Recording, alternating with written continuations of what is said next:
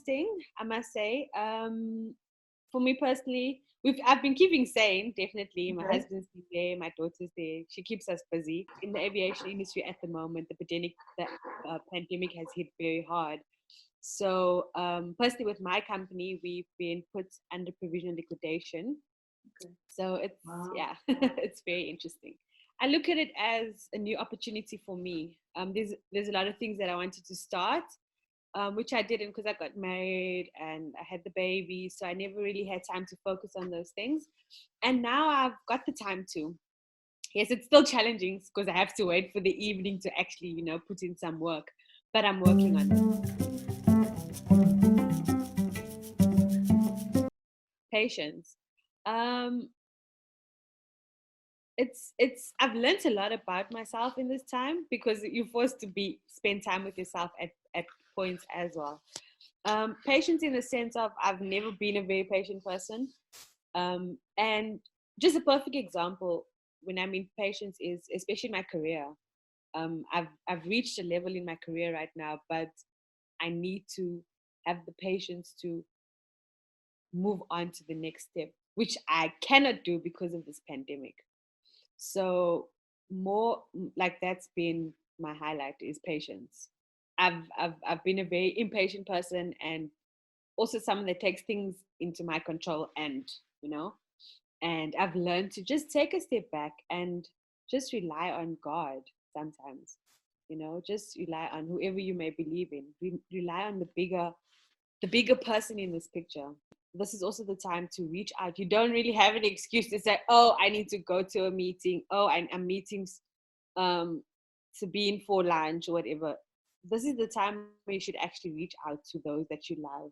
And because we take life for granted as well. We take it that, oh, no, she hasn't said anything, so she's okay. So do that. Just reach out to the ones you love because we might never know. I've actually, the funny thing is exercise. I've always exercised, but with baby, it's just like I've become lazy and I'm always tired and always finding an excuse not to exercise. So, I mean, I've started with walking around the block, because in South Africa, we've got a period where we can do, I think it's like from 6 till 9. So baby usually wakes up at like 6. So then I feed her, or hubby feeds her, and then we get around and we just, as a family, we just walk around the block. And that bit of fresh air helps a lot. And it gives me energy. It gives me energy to, continue the day. And it's true what they say, exercise does release happy endorphins. Because, I mean, you coop up with one person that you can communicate with, meaning your husband. It's challenging.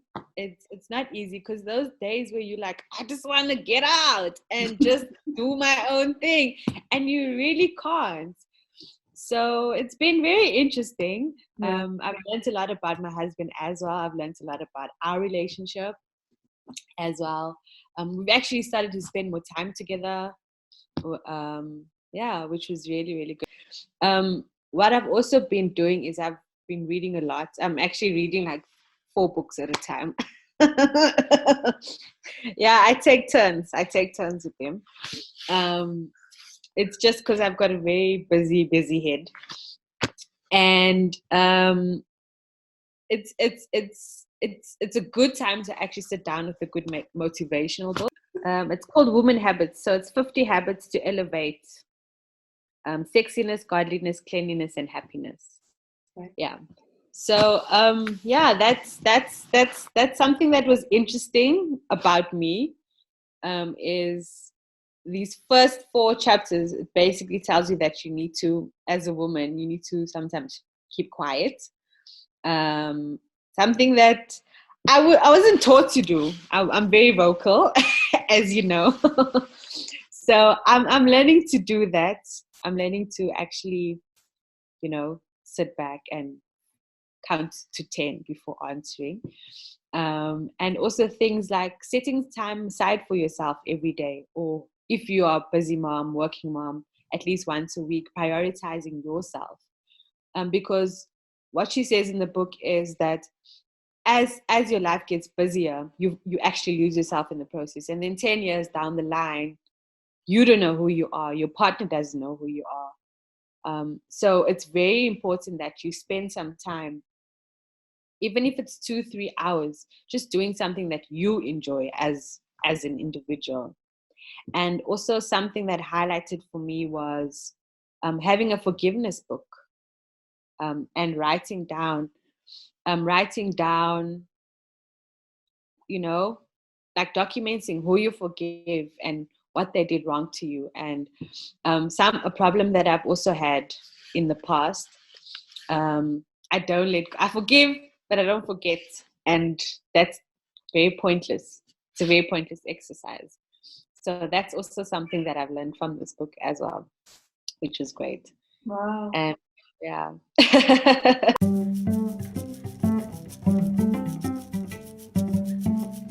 I think I'm so scared of that point, to be honest.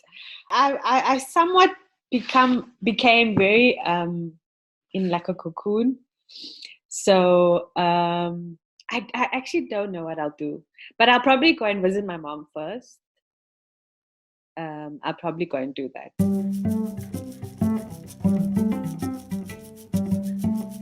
And take the time to get to know yourself.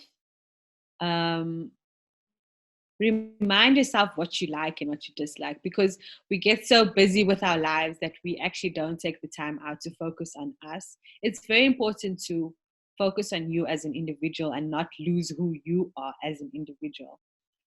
Take that hour every day, whether it's to read a book, whether it is to paint, whether it is to do your nails, but take that time out for yourself every day if possible, especially in this lockdown. And even if it means that you start writing a journal, but stay positive, stay at home, importantly. We just have to trust and have faith. Yeah.